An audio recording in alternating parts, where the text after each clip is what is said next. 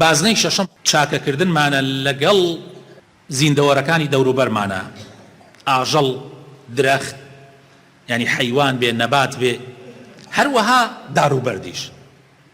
ئەمە زۆر لەوانەیە عەجایب بێ لەگەڵمانە، یعنی ئەوەنە ئیسلام یعنی چاکویستی ئیسلام گەیشتۆتەوە حەدە لەگەڵ ئاژەڵە. بەڵێ لەگەڵ ئاژەڵە. ئەو حەدیثەی کە لە وتاری پێشوە خوێندمانەوە پێغەمبەری خوا صلی الله علیه وسلم جەخت لەسەر ئەوە ناکاتەوە ئەفەرمێ إن الله كتب الإحسان على كل شيء. کاتی حیوانێ سەرە بڕن کە تۆ ئەتەوە گۆشتەکەی بخۆی سەریە بڕی ئەفەرمێ چەقۆکە تیشکە و ئازاری مەدە و لەبەر چاوی یەکتریا سەریان مەبڕە.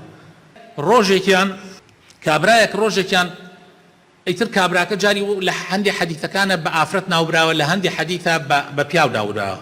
کابرایەک ئەچێتە سەربیری ئاو بخواتەوە، دابەزێتە ناو بیرەکە ئاوە خواتەوە، دیارە دۆڵەکە و شت نییە ڕایکێشێ ئاوە خواتەوە، دوای ئەوە دێتە سەرەوە تەماشا ئەکات تووتکێک یعنی بەچکەی سەگ دوو لە ڕووی جەنابتان زمانە خشێنێتە خۆڵەکەیە و سەیری ئاوی ناو بیرەکە ئەکات. زۆر تینوێتی لە تینوێتیە زمانە خشێنێتە خۆڵەکەیە، لە تینوێتیە زمانە خشێنێتە خۆڵەکە. تەماشاکە خۆشەویستەکانم ئیتر زۆر بەزەی پیادێتەوە. ئەم ئافرەتە طبعا کە وتمان لە هەندێک ئەحادیثە بە ئافرەت ناوبراوە ئەفەرمێ ئافرەتێکی داوێن پیسیش بۆ پێغەمبەر فەرمێ داوێن پیس یعنی کاری فاحیشە بووە، زینای کردووە.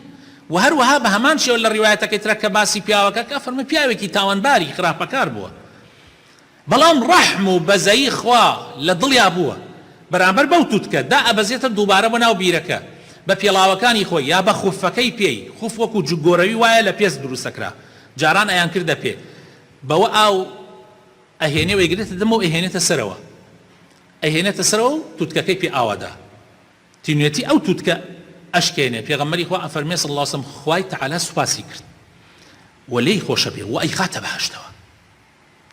سیرکەن خۆشەویستەکانم زۆر گرنگە تۆ بەسەیت بە حەیوانێکە بێت.